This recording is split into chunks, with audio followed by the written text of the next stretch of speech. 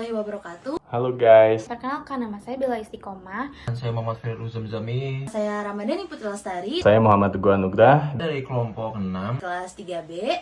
Nah, jadi kami akan mempresentasikan hasil wawancara kami terhadap UMKM mengenai analisis proses produksi dan kelayakan usaha. Produk cilor dan cipok berbahan dasar aci. Selamat menyaksikan.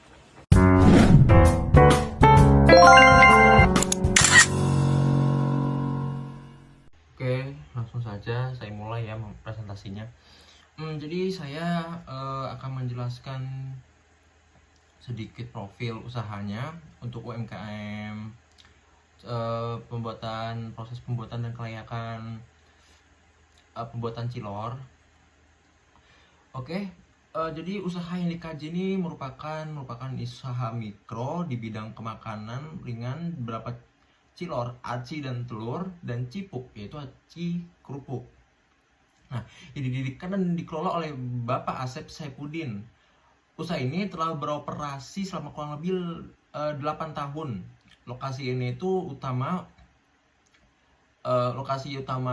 usaha berada di sekitaran Universitas Pakuan, tepatnya di depan Fotokopi Center Bogor, serta memiliki satu lokasi penjualan tambahan di Pasar Anyar. Nah, usaha ini itu melayani penjualan cilor dan cipuk secara harian dengan sasaran utamanya itu mahasiswa dan masyarakat sekitar kampus Universitas Pakuan. Nah, kalau untuk pembayarannya bagaimana sih? Jadi metode pembayarannya ini cukup efektif ya. Jadi metode pembayaran yang dipergunakan dalam membayar cilok dan cipuk ini itu adalah bisa QRIS atau non cash, dan bisa juga tunai atau cash. Oke, selanjutnya saya akan menjelaskan beberapa poin tentang kapasitas produksi cipuk dan cilor. Di bagian poin utama itu ada produksi harian itu bisa mencapai sekitar 1000 tusuk cilor, dan yang kedua itu ada produksinya itu cipuk itu sekitar 100 porsi per hari. Yang ketiga itu ada bahan baku utamanya yang digunakan dalam membuat cipuk dan juga cilor ya. Jadi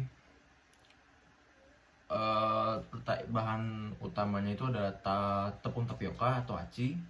Yang kedua itu ada telur. Yang ketiga ada minyak goreng dan bumbu, dan yang terakhir itu ada bumbu dan saus. Nah, untuk proses produksinya itu dilakukan setiap hari sesuai dengan permintaan konsumen. Oke. Baik teman-teman, selanjutnya yaitu jalur kritis atau disebut dengan critical path. Jadi teman-teman, jalur kritis ini merupakan suatu aktivitas produksi yang menentukan berapa total penyelesaian dalam waktu terhadap produksi tersebut. Nah teman-teman, jalur kritis ini jika ada aktivitas satu yang terlambat, maka proses produksi ini akan tertunda. Contohnya pada produk cilor, yaitu yang pertama aktivitas persiapan bahan diestimasikan sebesar 10 menit.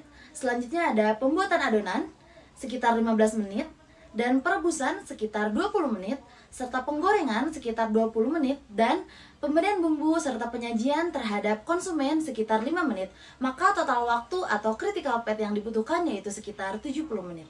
Selanjutnya yaitu adalah perhitungan dalam produksi BEP atau disebut dengan break even point. Nah teman-teman, rumus dari BEP per unit itu adalah BEP per unit sama dengan biaya tetap dibagi harga jual per unit dikurangi biaya variabel per unitnya teman-teman. Untuk asumsi perhitungan dalam produk UMKM cilor yaitu ada biaya tetap per harinya berupa gas, peralatan, dan lain-lain itu sebesar Rp100.000. Selanjutnya ada harga jual rata-ratanya dalam per tusuknya yaitu ada Rp1.000. Selanjutnya ada biaya variabel per unit yaitu sekitar 600 perak teman-teman. Selanjutnya ada BEP per unit sama dengan 100.000. 100.000 itu adalah biaya tetap dibagi dengan harga jual per unitnya yaitu adalah 1.000 dikurangi dengan 600 biaya variabel per unitnya. Untuk hasilnya itu teman-teman 100.000 dibagi dengan 400. 400 ini dari mana? Yaitu 400 ini dari 1.000 dikurangi 600 selaku harga jual per unit dikurangi dengan biaya variabel.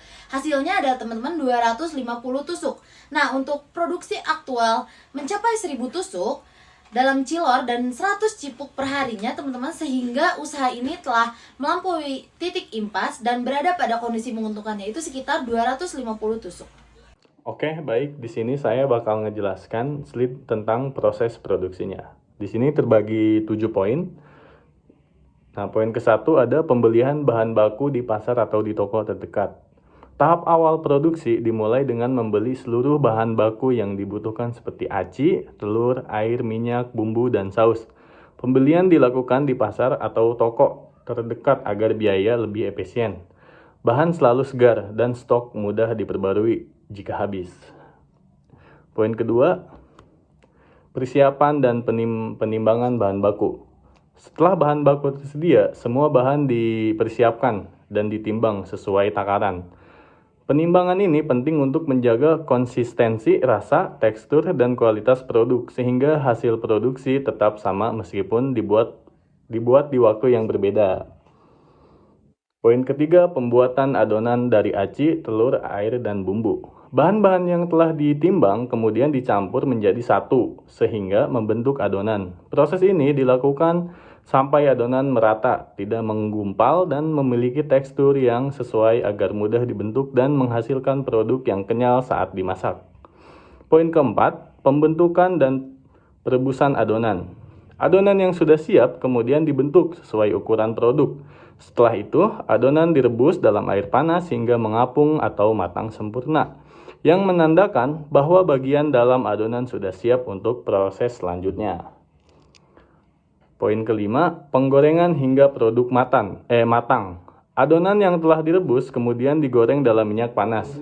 Penggorengan dilakukan hingga produk berwarna keemasan dan renyah di luar, tetapi tetap lembut di bagian dalam. Tahap ini sangat menentukan cita rasa dan tampilan produk. Poin keenam, pemberian bumbu dan saus. Setelah digoreng, produk diberi bumbu dan saus sesuai varian rasa yang diinginkan konsumen, seperti pedas, manis, atau original. Proses ini dilakukan secara merata agar rasa dapat menyatu dengan baik. Poin ketujuh, poin terakhir, produk siap dijual kepada konsumen. Tahap terakhir adalah penyajian. Produk yang telah dibumbui kemudian dikemas dan disajikan langsung kepada konsumen dalam kondisi hangat, bersih, dan siap dikonsumsi. Baik, di sini saya akan menjelaskan next slide-nya, desain produksi. Di sini terbagi 5 poin, yaitu poin ke-1, menggunakan desain produksi alur linear. Desain produksi alur linear berarti proses produksi dilakukan secara satu arah, dimulai dari persiapan bahan, pengolahan, hingga penyajian. Tidak ada tahapan yang diulang untuk melompat, sehingga proses menjadi lebih sederhana, cepat, dan terkontrol. Poin kedua, setiap tahapan produksi dilakukan secara berurutan. Setiap tahap produksi harus diselesaikan terlebih dahulu sebelum masuk ke tahap berikutnya. Contohnya, adonan harus selesai dibuat sebelum direbus dan harus direbus sebelum digoreng. Urutan ini penting untuk menjaga kualitas produk dan kelancaran proses kerja. Poin ketiga, produk yang dihasilkan bersifat standar. Produk dibuat dengan ukuran, bentuk, dan rasa yang konsisten setiap kali produksi. Standarisasi ini bertujuan agar konsumen mendapatkan kualitas yang sama setiap pembelian dan memudahkan proses produksi dalam jumlah banyak. Poin keempat, permintaan produk relatif stabil setiap hari. Produk seperti cilor dan cipluk memiliki permintaan yang cenderung tetap setiap hari karena termasuk makanan ringan yang diminati berbagai kalangan. Kondisi ini membuat perencanaan produksi lebih mudah dan resiko kerugiannya itu sangat kecil. Poin terakhir yaitu poin kelima, desain ini sesuai dengan skala usaha mikro dan peralatan sederhana. Desain produksi yang digunakan tidak membutuhkan mesin besar atau teknologi tinggi. Peralatan sederhana seperti kompor, wajan, dan alat masak manual sudah cukup sehingga cocok untuk usaha mikro dengan modal terbatas. Produk yang dijual berupa cilor, aci telur, dan cipluk, aci kerupuk, dengan bentuk sederhana dan ukuran standar. Produk disajikan dalam bentuk tusukan dan gorengan yang langsung diberikan kepada konsumen setelah digoreng. Tampilan produk dibuat praktis dan menarik serta dilengkapi dengan varian bumbu dan saus sesuai selera konsumen. Terima kasih guys.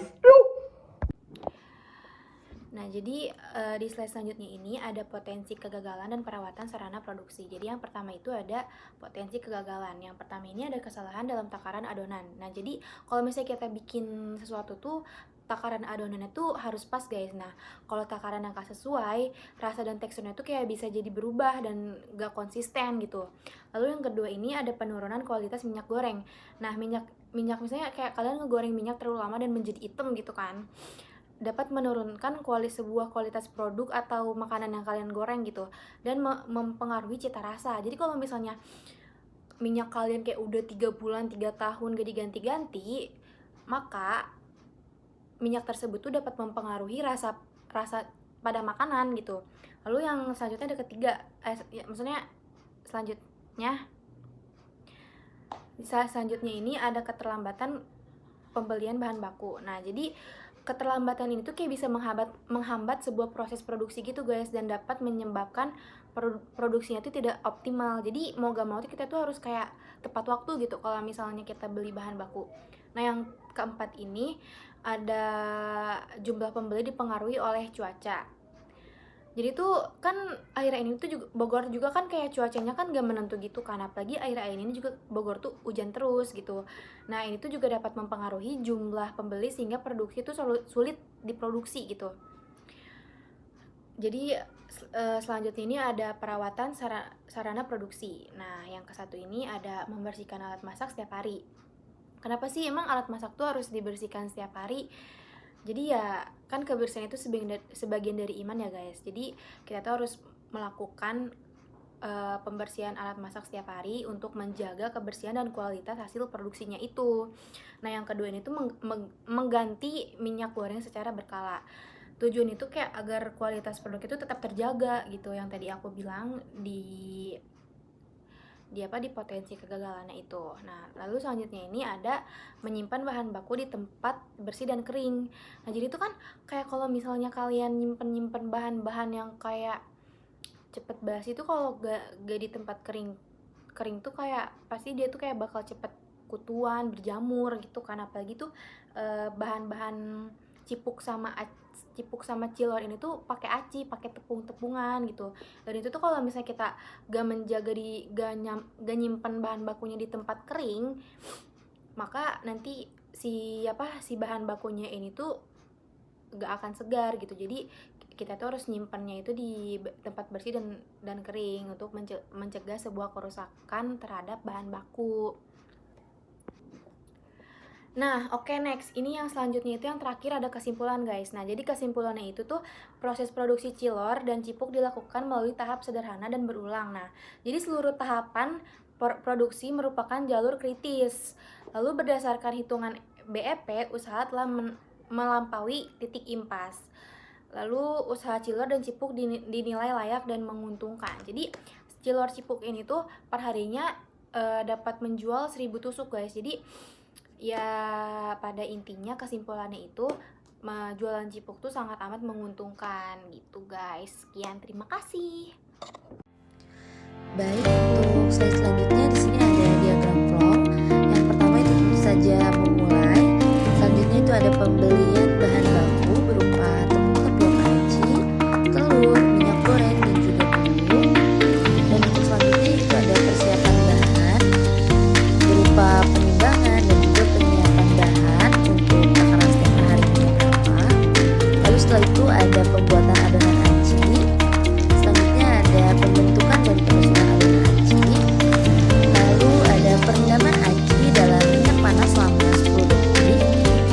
Lalu ada pelapisan aci dengan telur yang sudah diberi bumbu. Selanjutnya ada proses penggorengan.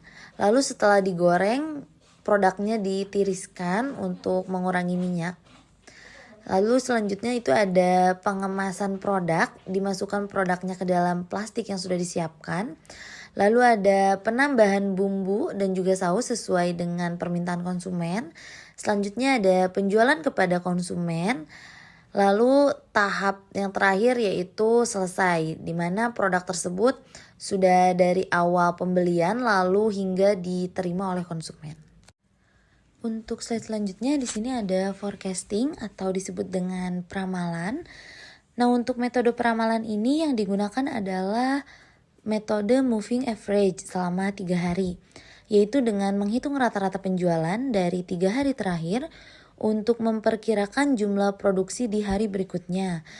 Nah, metode ini dipilih karena mudah diterapkan dan sesuai untuk usaha berkala kecil dengan permintaan relatif stabil.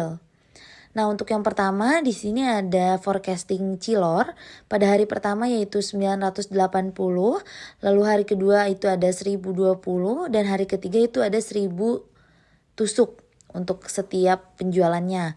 Nah, untuk setiap penjualan dari hari 1, 2 hingga ketiga itu dijumlahkan, jumlahnya yaitu 3000. Lalu untuk yang 3000 ini dibagi dengan 3. Dalam arti 3 itu adalah jumlah harinya. Untuk hasilnya yaitu ada 1000 tusuk. Nah, berdasarkan metode moving average ini, 3 hari perkiraan jumlah produksi Cilor untuk hari berikutnya adalah 1000 tusuk per harinya. Selanjutnya di sini ada forecasting Cipuk. Untuk hari pertama itu ada 95 pieces, untuk hari kedua itu ada 105 pieces, dan untuk hari ketiga itu ada 100. Untuk jumlah penjualan per pieces selama 3 hari itu ada 300. Nah, untuk rumusnya itu sama, 300 dibagi 3 hasilnya 100. Nah, untuk metode moving average selama 3 hari ini memberikan hasil peramalan yang sangat stabil dan juga realistis untuk usaha Cilor dan juga Cipuk, karena metode ini membantu pelaku usaha dalam menentukan jumlah produksi harian yang optimal tanpa memerlukan perhitungan statistik yang sangat kompleks.